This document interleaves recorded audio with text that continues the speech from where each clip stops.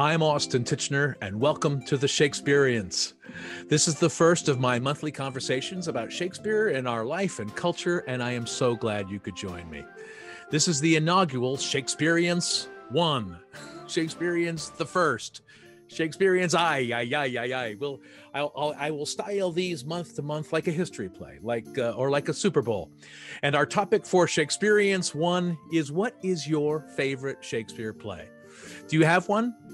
Have you always had one? Has it always been the same one? Has it changed? And most importantly, can you articulate why it's your favorite? I ask because it's a surprisingly hard question for me. And I'll talk about that in a second. But first of all, I want to thank all of my Patreon supporters. And because there's so few of them, I can thank you all by name. And so if you'll bear with me, I will do that, because without my Patreon supporters, this is not possible. My very first supporter, Elise Dixon, thank you so much to Elise. She gave me a lovely blurb for my website, theshakespeareance.com. Elise is a former student and played Beatrice in my production of Much Ado About Nothing fantastically. And so thanks to her, thanks to Mia Gosling, the artist behind the world's greatest and possibly only Shakespearean stick figure web comic, Good Tickle Brain, which you can find at goodticklebrain.com. And in fact, if you don't mind a bit of indelicacy, I'm wearing one of her shirts right now. Kate Pitt, a director and dramaturg who has worked with my RSC partner, Reed Martin, and I on Hamlet's Big Adventure, a prequel. Thank you, Kate. Andy Robson, our old friend from Edinburgh, Scotland. And I'm sorry for slipping into my bad Scottish accent there. Ryan Marks, thank you so much for supporting. I don't think we've ever met. Have we? But please let me know if we have. The weird and wonderful Randy Gazoo, thank you. Podcaster and playwright David Lohr. Samantha Bennett, thank you, Sam. Diane Wilshire, I think we've met, Diane, haven't we? We're friends on Twitter, but it's been so long since I've been out of the house, I can't remember whether we've actually met in person, but thank you so much for your support. Jeffrey Fox of the Vermont Foxes. Alicia Elliott, the artistic director of the Rude Mechanicals Theater Company, which has got to be right up there with one of the top theater company names. Danielle Pedersen, who I know I've met at least twice after shows here in Chicago. Thank you for your support. My old actor pal, Chris Johnston from Boston University, thank you. My old actor pals, James Morrison and David Starzyk from Los Angeles, thank you guys. Old fellow actors in the trenches of LA. Tad Humphreys, or is it Thad? Tad, I can't remember. I can't remember if it's Thad or Tad. I do apologize. Let me know in the comments. The comments are open over to whatever side the comments are on in this YouTube video. Please let me know if I've screwed up your name. I apologize. I remember you came up to see the Book of Will here in Chicago at the Northlight Theater. And so I know you are always up for a good Shakespeareance. Leilani Craig, who I definitely know from Twitter, and I hope I'm saying your name right. Mike Makakanja, who literally bought me a cup of coffee for my birthday last month and now has subscribed to my Patreon as a second birthday present. Thank you, Mike. And my three most recent supporters on Patreon, Deborah Shippey, John Zimmerman, and David Troutman. Thank you so much. I don't think we've ever met or I even know you at all. And if I do know you personally, I apologize for forgetting. I don't think I do.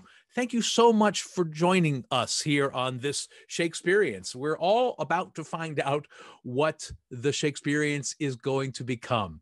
Thank you all for making the Shakespeareance possible. You're my very first set of Patreon subscribers, and I'm so grateful to you. I can't stand it. With your support, I hope to have guests joining me every month, because all appearances to the contrary, I really don't like listening to just the sound of my own voice. I'd really much rather be in conversation with people, Shakespeareans who are much smarter than I, much more experienced than I, come at Shakespeare from a different lens than I do.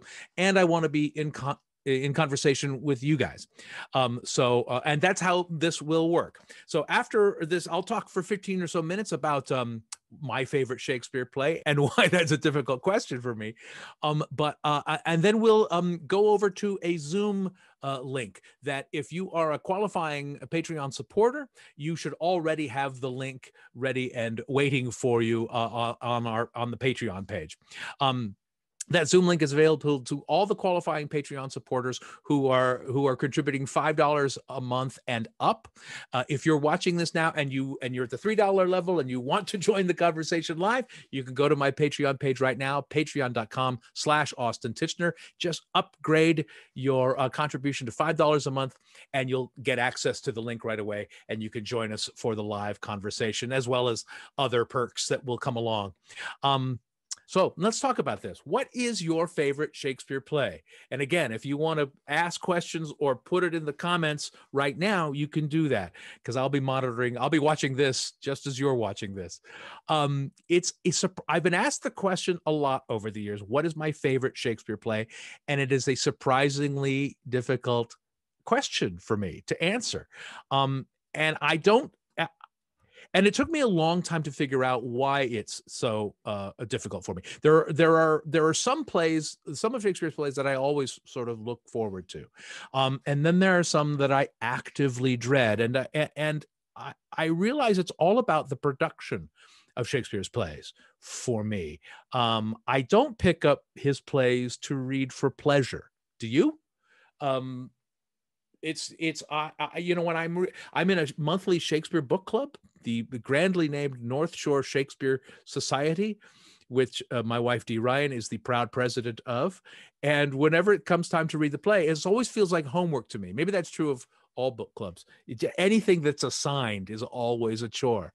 But I come to Shakespeare plays reading them as work. It's work for me. I also find that I can't just read it off the page. I have to read it out loud in order to really get to understand the language. Just on the page, it doesn't make sense to me. But once it frequently makes way more sense just when I hear it coming out of my own face. And certainly when I see it performed on stage or screen by actors who really know what they're talking about, really know what they're doing, then of course it all comes alive. And of course it was meant to be performed, right? It was not written to be read. I bet it was a surprise that it was even ever published to Shakespeare 7 years after his death. I'll get to the short answer in a bit, but the long answer is I don't really have favorite Shakespeare plays. I have favorite Shakespeare productions, and one of those is one of the very first productions I ever saw. It was the production of Taming of the Shrew at the American Conservatory Theater in 1976. I think we went there on a school field trip. It was also filmed for PBS's Great Performances, and I think you can find the whole thing on YouTube right now. It was all done in a very broad comedian, like they're from the country of Commedia to our north, Commedia style, and it starred Mark the Beastmaster Sanger, as Petruchio, and Freddie Ulster as Kate. And what I loved about it so much, despite it being, in addition to being hysterical, was that it was a real battle amongst equals. Kate and Petruchio really deserved each other, and I found that wonderful. They were both shrews. Who tamed who in this production? It was physical. It was, and I still maintain that Taming the Shrew is an underrated play. But maybe we can have that conversation as a Shakespeareance in the future. My wife and I saw Pericles at the Royal Shakespeare Company in Stratford in 1989. It starred Nigel Terry, who played King Arthur in Excalibur and was the youngest childlike Prince John in the film of The Lion in Winter. It was in the Swan, and we walked out of that production of Pericles thinking, why had nobody ever told us that Pericles is in fact Shakespeare's greatest play?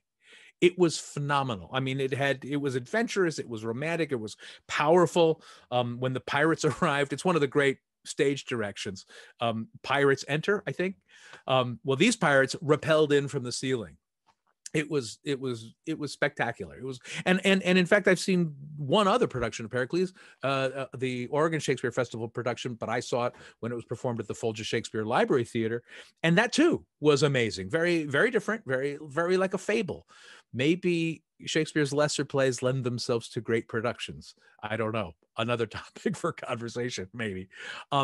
I love the Richard III by Ian McKellen that was filmed, the filmed version of Richard III, starring Ian McKellen, based on a stage production that he had worked on, and I think adapted by Ian McKellen as well. It's one of the things I love about this is for many, I think most people, even in England, but certainly in America, it's really hard to keep track of who all the factions are in a Shakespeare history play. And this production is a kind of a reimagining of Richard III as taking place in a fascistic World War II, like a Nazi Germany like England, with Richard III as a kind of a Hitler figure, but not really.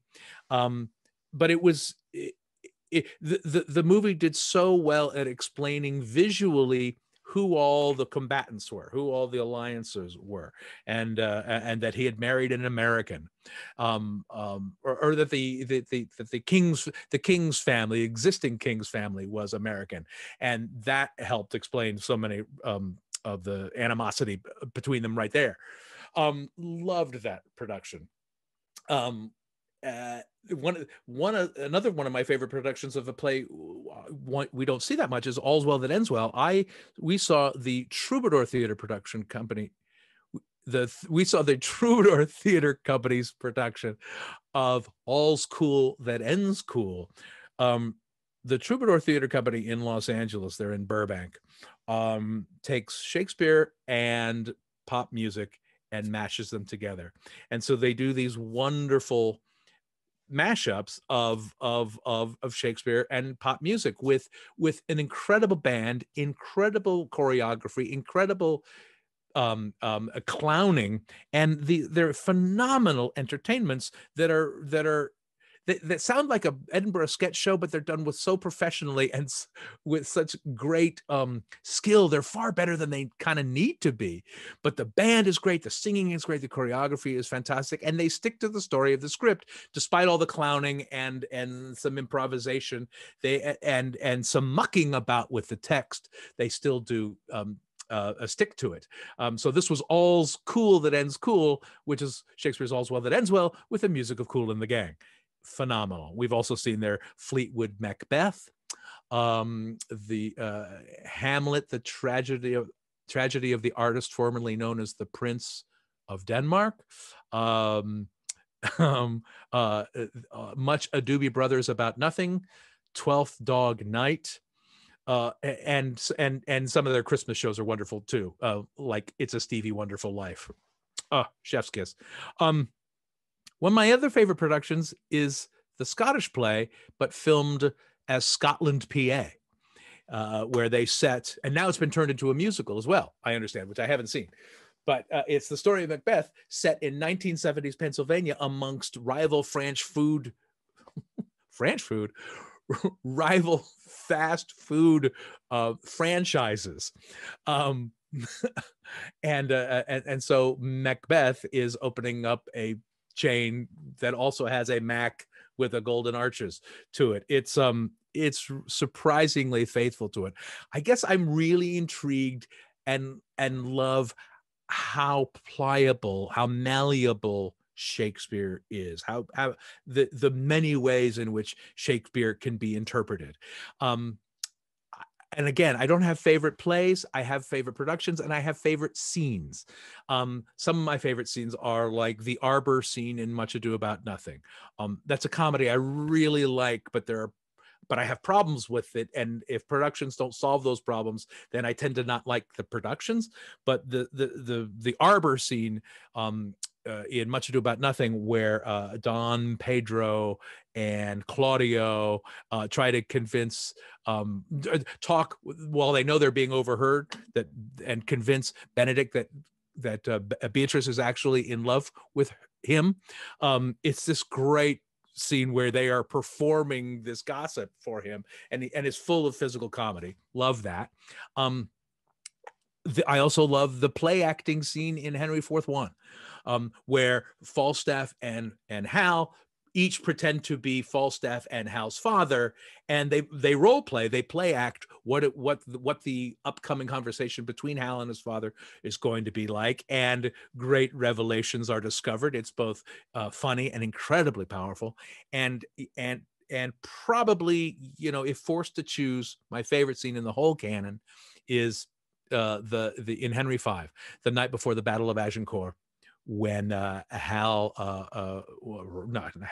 V wanders disguised amongst his troops, and here's how they really feel about the upcoming battle and the reasons they're fighting and that they don't know. And I just think it says so much about class. It says so much about a privilege and rule.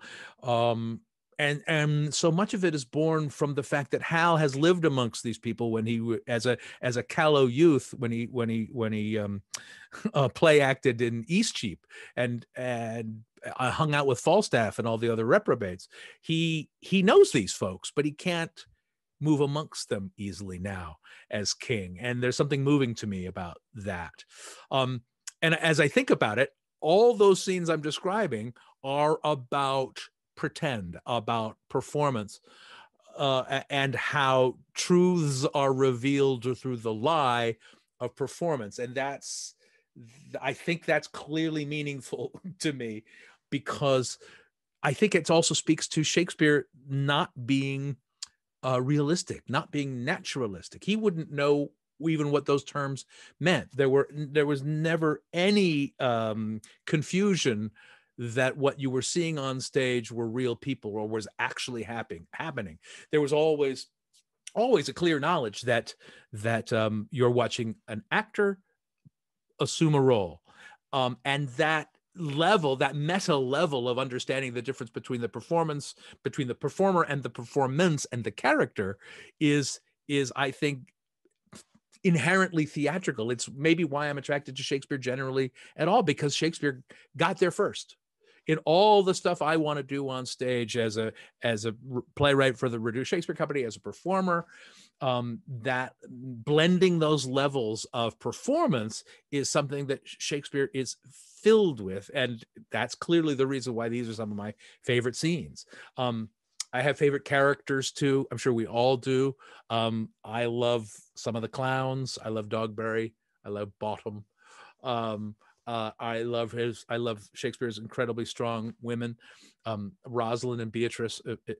It clearly, as my wife will tell you, if I have a type, it's any woman who would have been labeled a shrew 400 years ago. I love these strong, problematic women. Margaret in the Henry VI trilogy, Henry VI, the play so nice, he wrote it thrice. Margaret is such a compelling figure. I mean, there's just so many of them. And I just got a chance last summer to play Pandarus in Troilus and Cressida, who is a right old creep, lecher, dirty, inappropriate character that I think I'd be perfect to play. I had a ton of fun with him in the Show Must Go Online production of Troilus and Cressida last summer, and again, fascinating, where you think he's this horrible person you would never want to know in real life, but then he's forced to confront a lot of horrible things at the end. It was a fascinating kind of arc. I also have favorite moments in the plays, and maybe this is the same as the favorite scenes, but like tiny things, like in the film of Much Ado About Nothing, with Kevin Kline as Bottom, and Ally McBeal as either Helena or Hermia, I forget which, and Christian Bale, and Sam Rockwell as Thisbe, when he suddenly breaks down during Pyramus and Thisbe and becomes enormously moved. It's like, that's the only way that, as far as I'm concerned, that scene should be played. And then you see the actors playing the four lovers and the court and Theseus, mesmerized, transfixed by this suddenly wonderful performance. And it's in the text of their reactions how surprised they are. And so, I mean, it's just a beautiful, beautiful moment. I also love in the much maligned and surprisingly maligned to my mind, Baz Luhrmann production film of Romeo plus Juliet. That moment where just before Romeo dies and Juliet begins to wake up, and you go, oh no, for a heartbeat, you think, wait, maybe this film can end differently. Maybe the story won't end as tragically as we think. And again, why wouldn't you do it? Why wouldn't you always do it? The crypt scene in Romeo and Juliet that way, just heart-stopping. And then this may be kind of a cheat, but I love Imelda Staunton as the nurse, not in Romeo and Juliet, but in that documentary Shakespeare in Love. she has a lot of great moments and a couple of great lines, like when she rolls her eyes and says, "Ugh, Verona again." A great line. But I also love the moment at the end during the performance of Romeo and Juliet, where she just screams, and I forget what she screams. Is it no? Is it shock? I forget what she screams, but she is so moved by the story she's seeing. She can't help but burst out. And such is the power of theater, right? That's why we're all here, to move audiences to that degree. So I don't have a favorite Shakespeare play. I have favorite productions. I have favorite scenes. I have favorite characters. I have favorite moments.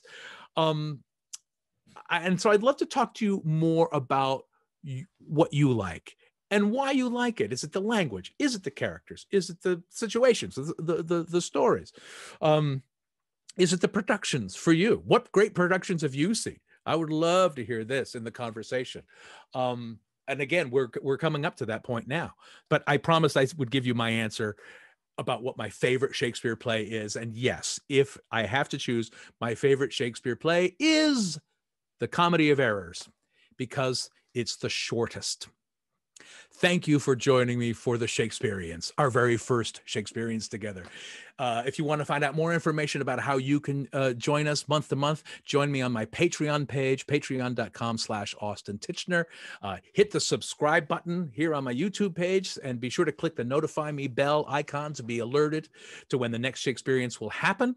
If you're a Patreon supporter, you will always get updates and other assorted perks to find out when our next conversation is going to be. And also, if you want to find out what sorts of coaching and consultation I'm offering, you can check out my website, theshakespeareance.com. And as always, I hope you will find me on Twitter at Austin Tichenor, where we can continue the conversation there. But for right now, let's continue the conversation over in the Zoom room.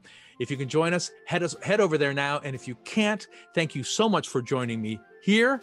I look forward to our next Shakespeareance.